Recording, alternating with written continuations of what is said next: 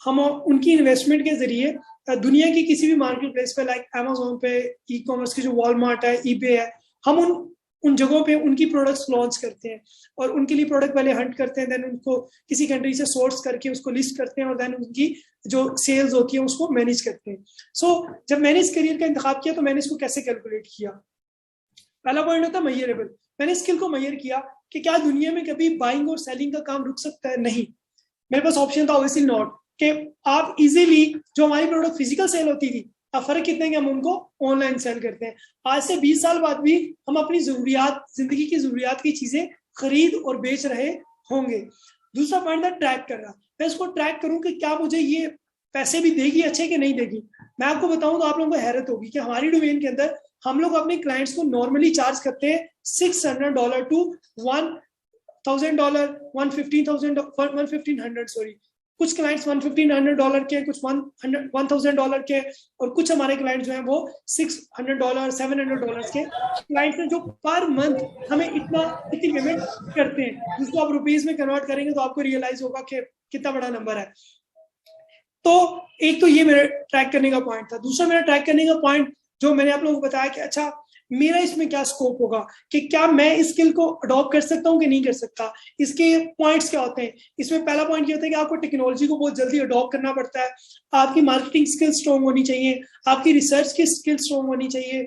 तो मैंने इन चीजों को नोट डाउन करके अपने आप के साथ रिलेट किया, और अल्हम्दुलिल्लाह जब 2 साल पहले मैंने स्टार्ट किया था तो इन पॉइंट्स की बिना पे मैं अल्हम्दुलिल्लाह, मैं ये नहीं कह सकता सक्सेसफुल हूँ, लेकिन कहीं ना कहीं शायद बनिस्बत दूसरी लोगों के कामयाब हूँ कि मेरे साथ 4 लोगों ने शुरू किया था करियर का, लेकिन शायद उनकी नेचर के साथ रिलेट नहीं करता था।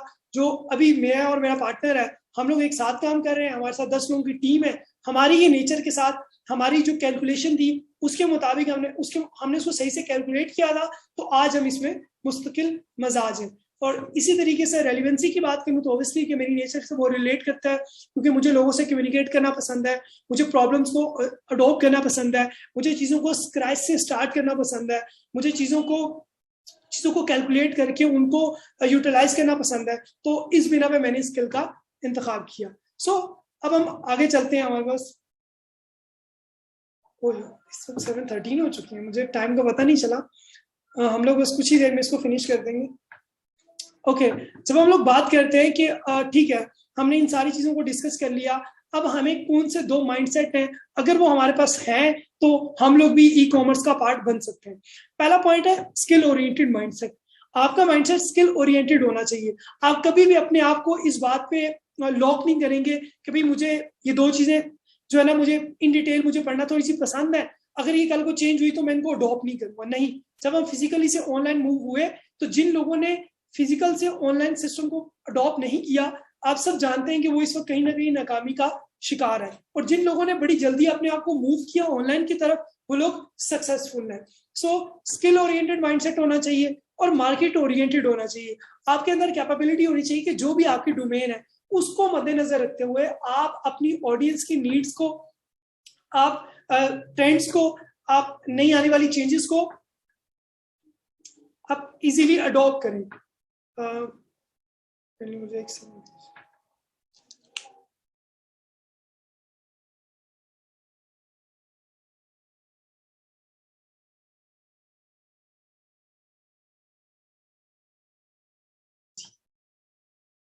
ओके,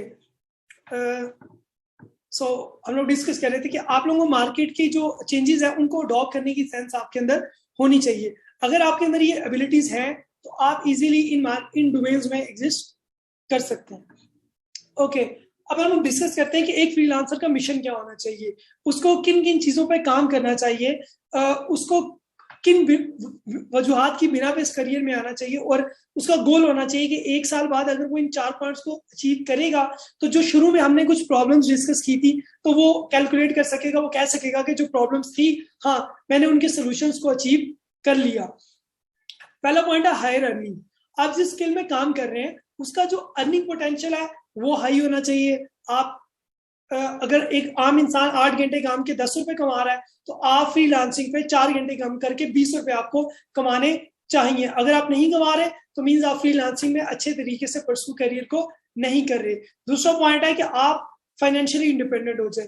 अगला पॉइंट है कि आपकी ग्रोथ होनी चाहिए। अगर आपने 1 साल 2 साल पहले अकेले काम स्टार्ट किया था फ्रीलांसिंग की दुनिया में कोई भी सर्विसेज ऑफर करना, तो देन आपका गोल होना चाहिए कि अब आपकी 1 साल बाद 2 साल बाद टीम होनी चाहिए, आपके साथ 4 5 6 10 लोग होने चाहिए जो आपके साथ डिफरेंट काम कर रहे हो। मींस आपका काम स्केल करे, आप सिर्फ पाकिस्तान में काम ना करें, सिर्फ एक सिटी के अंदर आपका काम ना हो, आप वर्चुअली अपनी टीम को एक्सपेंड करें, अपने नेटवर्क को एक्सपेंड करें।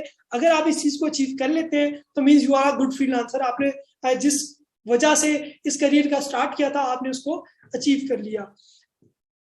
उसके अलावा लास्ट पॉइंट है ब्रांडिंग। आपका जो ब्रांड है सर्विसेज का, ऑब्वियसली आप कॉपी राइटिंग सर्विसेज प्रोवाइड कर रहे हैं तो आपकी एक टीम होनी चाहिए और आपकी एक कंपनी होनी चाहिए जिसका नाम, लोगो, जिसके सोशल मीडिया प्रेजेंस स्ट्रॉन्ग होनी चाहिए ताकि आप अपनी ऑडियंस में, आप अपने कंपेटिटर्स में स्टैंड आउट कर सकें। सो ये पॉइंट्स है फ्रीलांसर के मिशन के। ओके, अब हम लोग बात करते हैं कुछ स्किल्स की। जैसे मैंने पहले ही आप लोगों को बताया, अब हम कुछ और स्किल्स को डिस्कस करते हैं कि कौन कौन से स्किल्स हैं जिनका बहुत ज्यादा स्कोप है। अगर मैं आप लोगों को स्टैट्स मेरे सामने नजर आ रहे होंगे, सिर्फ और सिर्फ आर्ट और डिजाइनिंग की इंडस्ट्री के अंदर 75% फ्रीलांसर्स काम करते हैं। ये डिजाइनिंग की फील्ड बहुत इन डिटेल है, मतलब इसकी बहुत ज्यादा सब कैटेगरीज हैं।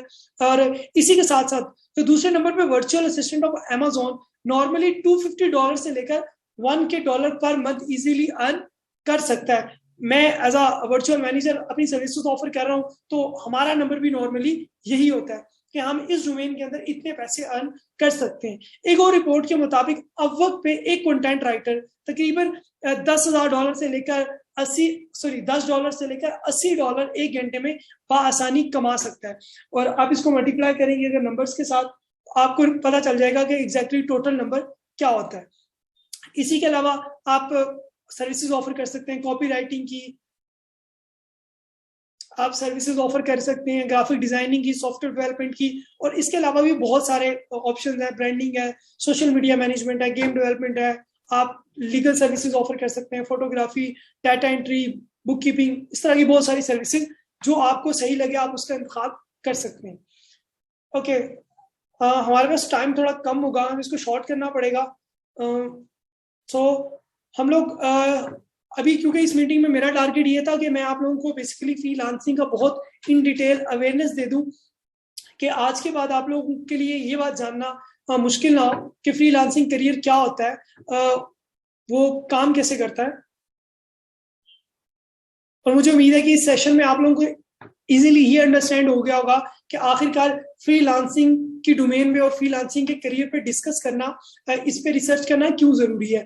क्योंकि जो मैंने आप लोगों से जो फॉर्म लिए थे स्टार्ट में, उसके थ्रू मैंने जज किया था कि हमारी जो मेजोरिटी की ऑडियंस है वो सबकी सब न्यूबीज हैं अभी, तो इस वजह से मैंने इन डिटेल जाने की कोशिश नहीं की। लेकिन जो हमारी ऑर्गेनाइजेशन है जिससे हमारे साथ कोलैबोरेशन की है, नेशनल स्टूडेंट स्पोर्ट ऑर्गेनाइजेशन, उसके प्लेटफॉर्म के तहत हम लोग मुस्तकबिल में भी कोई ऐसा सेमिनार, कोई ऐसा सेशन रखेंगे जिसमें अब हम एक एक स्किल के अंदर इन डिटेल जाएंगे। हम उसमें फिर डिस्कस करेंगे कि एक स्किल में आप किस किस प्लेटफॉर्म पे क्या क्या कैसे कैसे आप पोर्टफोलियो बना सकते हैं। उस पोर्टफोलियो को बनाने के बाद उस कैटेगरी के क्लाइंट्स को आइडेंटिफाई कैसे करते हैं, उन क्लाइंट्स को हंट कैसे करते हैं, क्या क्या चैनल्स होते हैं, उन पे कैसे कैसे काम करते हैं।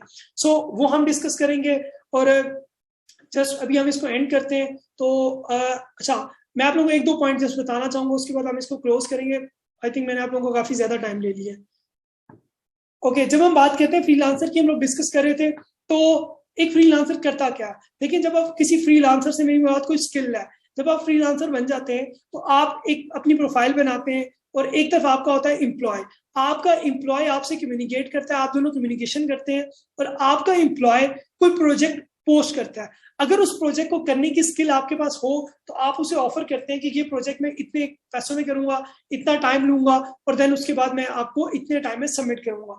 देन आपका क्लाइंट आपको पेमेंट करता है, आपका प्रोजेक्ट सबमिट होता है और आप अपनी पेमेंट रिसीव कर लेते हैं। ठीक है, इसकी मिसाल अपवर्क है। अपवर्क एक ऐसी मार्केट प्लेस है जहाँ पे जो आपके क्लाइंट्स हैं वो ट्रेडिशनली कुछ जॉब पोस्ट करते हैं, आप उस जॉब पे अप्लाई करते हैं। दुनिया के किसी भी कोने में रहते हुए आप किसी भी क्लाइंट के लिए काम कर सकते हैं।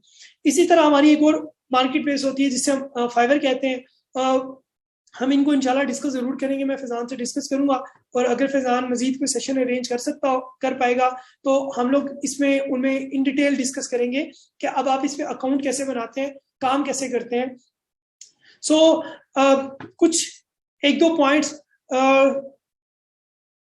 इन द लास्ट में आप लोगों से डिस्कस करूंगा। वो कुछ ये है कि जब हम लोगों ने डिस्कस किया फ्रीलांसिंग करियर में, अब आप लोगों का मेजोरिटी का ऑब्वियसली ये ऑप्शन होगा कि आप लोग रिसर्च करना स्टार्ट करेंगे कि फ्रीलांसिंग करियर में मजीद इन डिटेल कौन कौन लोग काम कर रहे हैं, कैसे कर रहे हैं, सब कुछ क्या होता है। आप लोगों में क्यूरियोसिटी पैदा होगी और अब आप लोग रिसर्च की तरफ जाएंगे।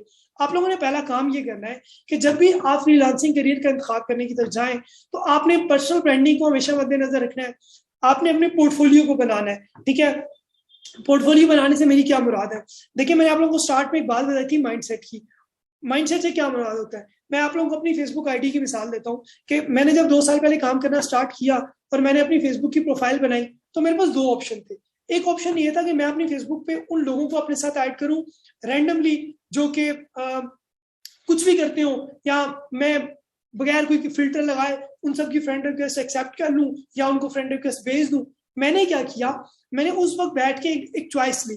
चॉइस ये थी कि मैं अपनी पोर्टफोलियो में सिर्फ उन लोगों को ऐड करूंगा जो मेरी स्किल से रिलेट करते हैं। यानी कि अगर मैं ई कॉमर्स में काम कर रहा हूं तो ऐसे लोग जो ई कॉमर्स में काम कर रहे हैं मैं उनको अपनी वॉल पे लेके आऊंगा, मैं उनके साथ दोस्ती करूंगा, और ताकि उनका कंटेंट मुझ तक पहुंचता रहे, मेरा कंटेंट उन तक पहुंचता रहे, मुझे अपनी मार्केट की सारी अपडेट्स का भी इल्म हो और मेरा नेटवर्क भी बने। सो उस चॉइस की बिना पे मुझे मुस्तकबिल में बहुत बेनिफिट हुआ है, क्लाइंट्स के पॉइंट ऑफ व्यू में, मेरे नेटवर्क के पॉइंट ऑफ व्यू में बेताशा बेनिफिट्स हुए। तो पहला आपने इस पॉइंट को मद्देनजर रखना है कि आप जिस करियर का इंतखाब कर रहे हैं उस करियर के लोगों के साथ अपना उठना बैठना करें, फिजिकली भी वर्चुअली भी। सेम आप काम करें पोर्टफोलियो बनाने में। आप जिस करियर में इंटर हुए आप उस करियर में उस करियर के लोगों के साथ जब काम करें तो आप अपना पोर्टफोलियो बनाएं। आप लोगों को अपने पेज पे अपनी आईडीज पे लेके आए, उनसे अपना फीडबैक लें, जिनके साथ आपने काम किया है उनके टेस्टिमोनियल रिकॉर्ड करवाएं और उनको अपनी आईडीज पे अपलोड करवाएं। और लास्ट काम जो आपके सबसे इंपॉर्टेंट करने का वो है नेटवर्किंग। कि आप लोगों ने नेटवर्किंग करनी है, आप लोगों ने मैक्सिमम लोगों से इंटरेक्ट करना है, आप लोगों ने उसको लोगों को डिस्कस करना है कि आपने जो अपने डोमेन के रिलेटेड लोग हैं आप उनके साथ कम्युनिकेट करें, उनसे बात करें, उनसे अपना नेटवर्क बनाएं, उनके काम को जानने की कोशिश करें, जो काम जो स्किल आप ऑफर कर रहे हैं आप उन तक पहुंचाएं ताकि आपको इसका बेनिफिट हो। सो ये कुछ पॉइंट्स थे